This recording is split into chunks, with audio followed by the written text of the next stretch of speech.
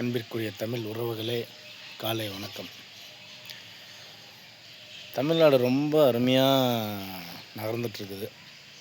எதை நோக்கினா எல்லாமே தமிழ்நாட்டை விட்டே நகர்ந்துட்டுருக்குது. தமிழ்நாட்டை விட்டு நகர்ந்துட்டுருக்குது. எப்படின்னா, இதுக்கு முன்னாடி இருந்த திராவிட கட்சிகள் தூய்மை பணியாளர்கள் வேலையை கிறிஸ்டல் கம்பெனின்ற கர்நாடகர்களுக்கு தார வார்த்தாங்க. அதே போல் தண்ணியை டெலிவரி செய்கிறது, அதாவது தண்ணியை விநியோகம் பண்ணுற வேலையை சூயஸ் நிறுவனத்துக்கு கொடுத்தாங்க. அதாவது சிம்சாண்டோ அப்படின்ற நிறுவனத்துக்கு கொடுத்தாங்க. அதையே தொடர்ந்து இந்த தாவேக அரசு சேலத்தில் உள்ள மொத்த தண்ணியும் சூயஸ் நிறுவனத்துக்கு விற்றுட்டாங்க. எப்படி சூயஸ் நிறுவனத்துக்கு விற்றுட்டாங்க. இப்போ புதுசாக ஒரு அருமையான வேலையை செஞ்சுருக்காங்க. இது 1860 கண்டக்டர்கள், அதாவது நடத்துனர்களை குஜராத், தமிழ்நாட்டில் ஆளே இல்லை, தமிழ்நாட்டில் இருந்தவங்கெல்லாம் செத்து போயிட்டாங்க, கண்டக்டரு எல்லாம் ஓடி போயிட்டாங்க. வேலை செய்ய முடியாதனால வேலையை விட்டு தூக்கியிருக்கலாம், இல்லை ரொம்ப கஷ்டப்பட்டு வேலை செய்கிற அவங்க செஞ்சதுனால அவங்களுக்கு ஓய்வு கொடுத்துருக்கலாம். ஏதோ ஒரு காரணம், தமிழ்நாட்டில் இருக்க இளைஞர்களுக்கு திறமை இல்லை. தாவேக்காவிலையும் இளைஞர்கள் நிறைய பேர் இருக்காங்க. ஓட்டு மட்டும்தான் போடுறதுக்கு தகுதியானவங்க, அவங்களுக்கு உழைக்கிறதுக்கெல்லாம் தகுதி இல்லை. உண்மை தானே? ஓட்டு மட்டும் போட்டால் போதும், நாட்டை நாங்கள் பார்த்துக்குவோம், எப்படி விற்கணுன்றதை நாங்கள் பார்த்துக்குவோம். கிறிஸ்டல் கம்பெனி குஜராத், இப்போ டெண்டர் விட்டுருக்க கம்பெனி குஜராத், கிறிஸ்டல் கம்பெனி அது ஒரு வடநாடு. எப்படியோ வச்சுக்கிங்க, உங்கள் பாஷை தான். ஏன்னா உங்களை மாதிரி தானே உங்களை ஃபாலோ பண்ணுற நாங்களும் அப்படி தானே பேசி ஆகணும். எப்படி? அப்படி தான். 1860 நடத்துனருக்கு பயணி நியமனத்தை தார வார்த்துட்டீங்க, முடிஞ்சது. அடுத்து என்ன திட்டம்? இந்த ஒரு திட்டத்தை மறைக்கிறதுக்கு நேற்று சட்டசபையில் பாட்டுக்கு பாட்டு நிகழ்வு நடக்குது. சட்டசபையா இல்லை டிவி தொலைக்காட்சி விளம்பர நிகழ்வா? தொலைக்காட்சி நிகழ்ச்சியாக நடக்குது உங்களை சட்டசபையில். மக்களை பற்றி ஒருத்தன் கூட உள்ளே பேசலை. மன்னிக்கும், ஒருத்தர் கூட உள்ளே பேசலை. மரியாதை கொடுக்கக்கூடாதுன்னு தான் நினச்சேன், வேணாம். நீங்கள் தான் அப்படின்னா நாங்களும் அப்படி இல்லை. பாட்டுக்கு போட்டி உள்ளே நடக்குது. தேனி மாவட்டத்தில் உள்ள மேகமலை, வருஷநாடு மொத்த மக்களையும் அடித்து துரத்துறதுக்கு முழுமையாக திராவிட கட்சிகள் ஆணி அடித்தாங்க. நீங்கள் ஆழமாக கலவையை போட்டு விட்டீங்க, அப்படி தானே?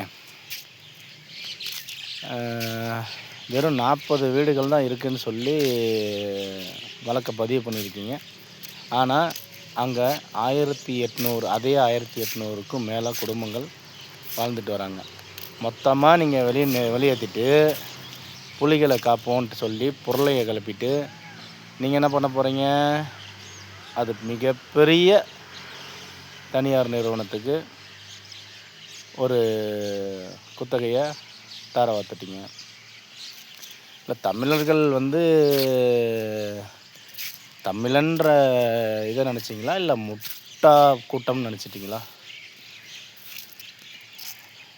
சுதந்திர போராட்டத்தில் நேதாஜி சுபாஷ் சந்திர போஸுக்கும் காந்தியடிகள் அவர்களுக்கும் ஒரு போட்டி நடந்துச்சு. அந்த போட்டியில் காந்தியடிகளை மிஞ்சிட்டு சுபாஷ் சந்திர போஸ் அவர்கள் வெற்றி பெற்றார். அவர்களை அந்த குழுவுக்கு தலைவராக நியமிக்க போகிறாங்க.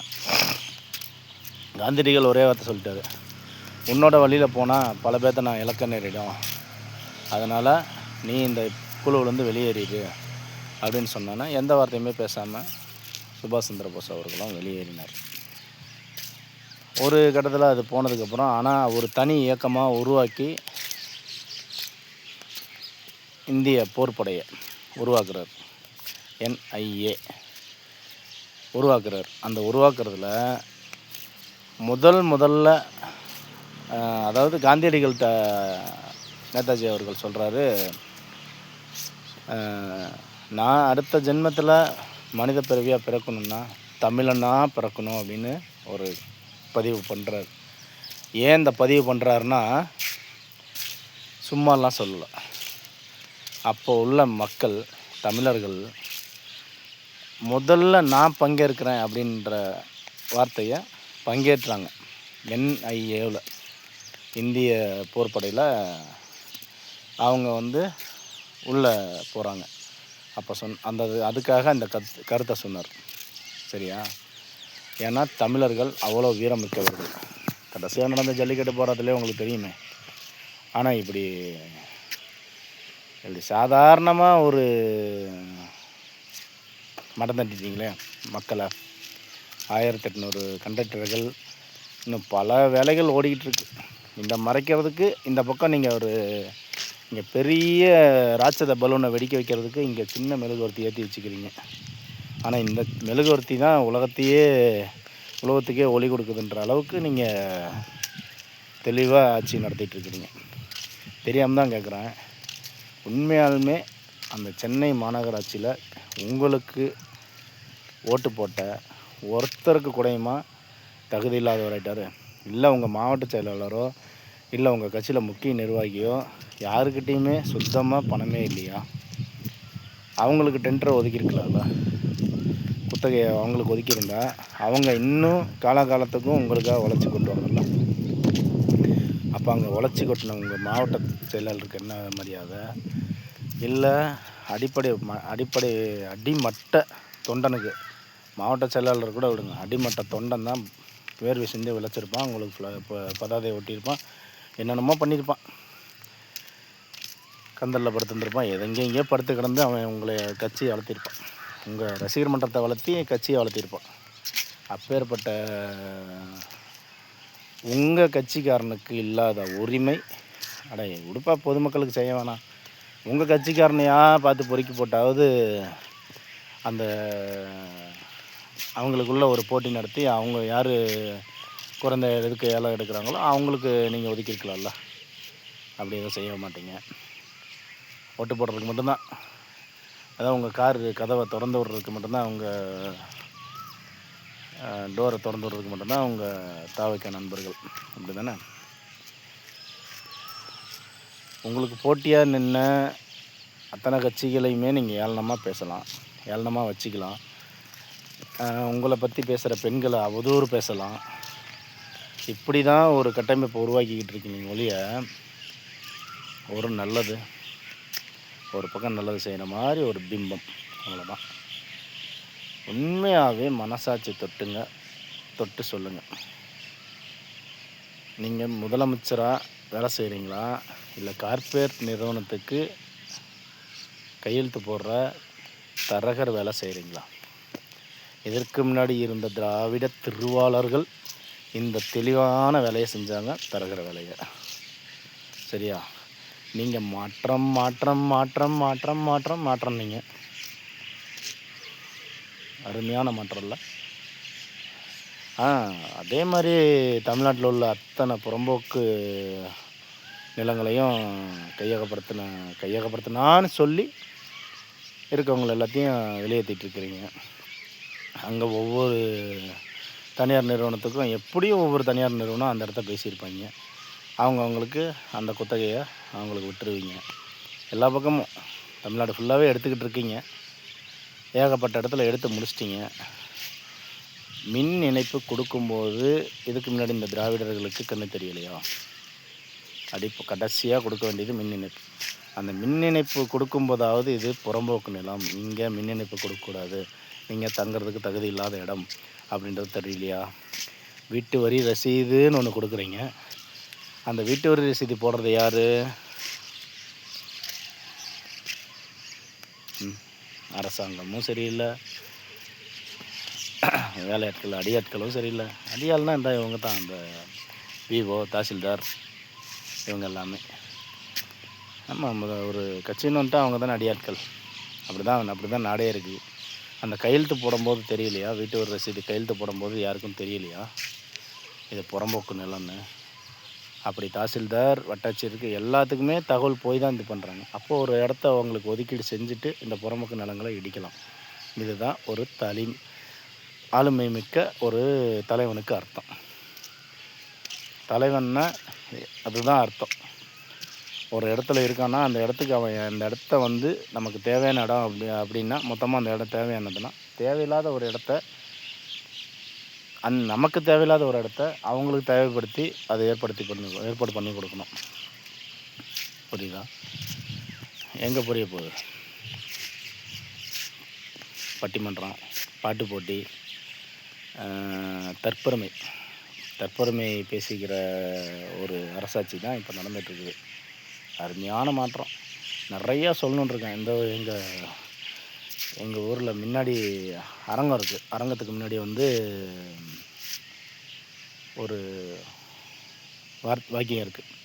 பெண்களை பாதுகாப்போம், பெண்களை முன்னிறுத்தோம், பெண்களுக்கு கற்றுக் கொடுப்போம்.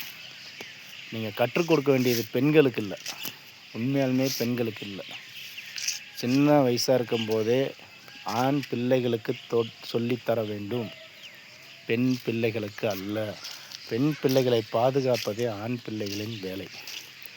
பெண் பிள்ளைகளை தொடக்கூடாது, தொட்டு பழகக்கூடாது. இங்கே தொட வேண்டும், இங்கே பேச வேண்டும், இதை தான் பேச வேண்டும் என்று ஆண் பிள்ளைகளை கட்டமைத்தால் மட்டுமே பெண் பிள்ளைகளை பாதுகாக்க முடியும்.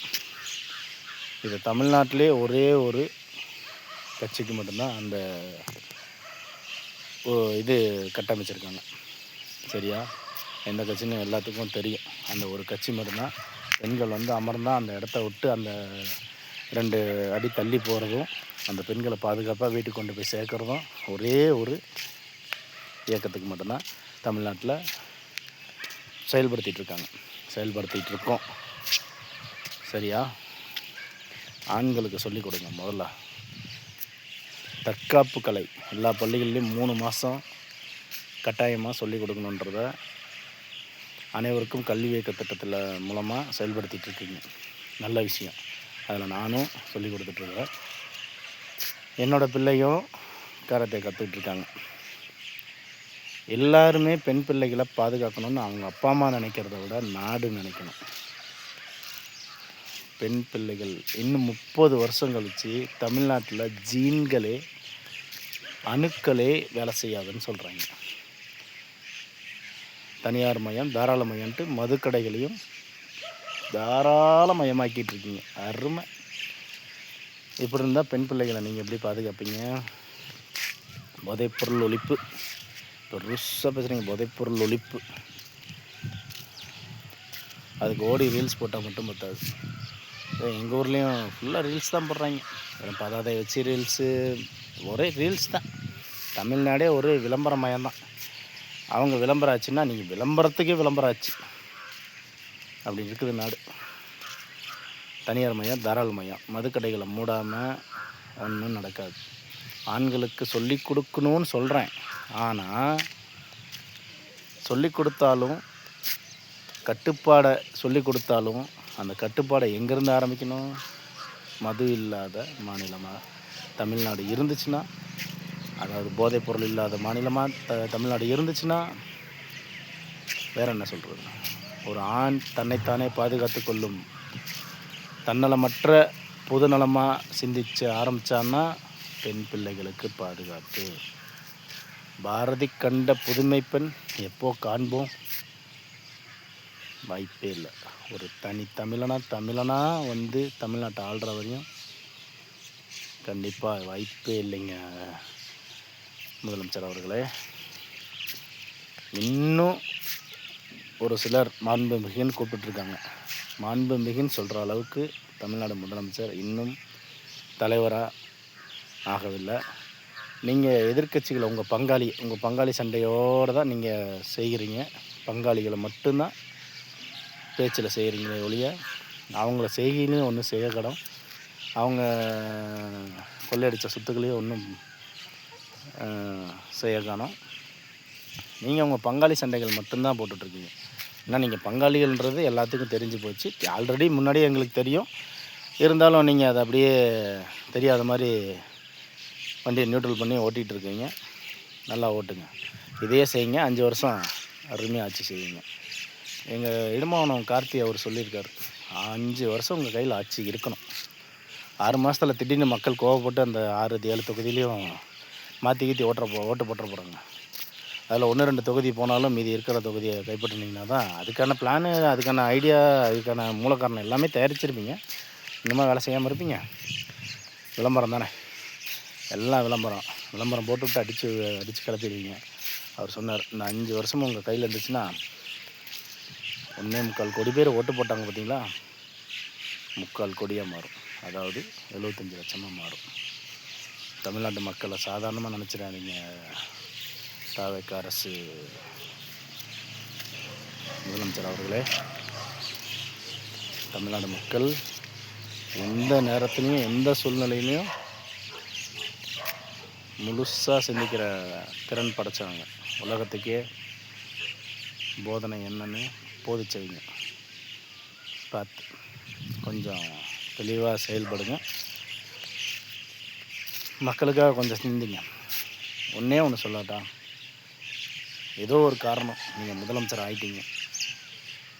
தமிழ்நாடு மக்களுக்கே மொத்தமும் செஞ்சிருங்கன்னு நான் சொல்லலை. கொஞ்சம் கொஞ்சமாக தான் செய்ய முடியும். உங்கள் கட்சி உறுப்பினர்கள், உங்கள் கட்சி ஆளுமைகள், அதாவது உங்கள் கட்சி உறுப்பினர்கள், இவங்கள்லேருந்தே ஆரம்பிங்க. எல்லாமே அவங்களுக்கே முக்கால்வாசி நல்லதை செய்யுங்க. அப்புறம் எங்கக்கிட்ட வாங்க, அப்புறம் பொதுமக்களுக்கு வாங்க. அங்கேருந்து ஆரம்பிங்க. உங்கள் கட்சி உங்களுக்காக உயிரை கொடுத்து அணுவாக உங்கள் கட்சியை வளர்த்துன, உங்களை ரசித்த அந்த ரசிக்க குஞ்சுகளை முதல் நாள் முதல் காட்சி உங்களோட படம் கடைசி படம் வரையும் இந்த ஜனநாயகம் தவிர மீது எல்லா படமும் இங்கே இருக்க என்னோடய நண்பர்களுக்கு தெரியும். நானும் அதை செஞ்சவன் தான். என்னை விட்டு அவனுங்களும் போனதில்லை. ஏன்னா என்னோடய நண்பர்கள் அப்படி விட்டுட்டு அவங்களும் போனதில்லை, நானும் போகாமல் இருந்ததில்லை. பார்த்துருக்கோம். இதை பார்த்து செஞ்சு விடுங்க. முதல்ல அங்கேருந்து ஆரம்பிங்க. மக்களுக்கு, உங்கள் தாவேக்க நண்பர்களுக்கு, உங்கள் ரசிகர் மன்றத்துக்கு, உங்கள் உறுப்பினர்களுக்கு ரொம்ப வளவலன்னு பேசுகிற மாதிரி இருக்குது. தயவுசெய்து செஞ்சு விடுங்க. பார்த்து செஞ்சு விடுங்க.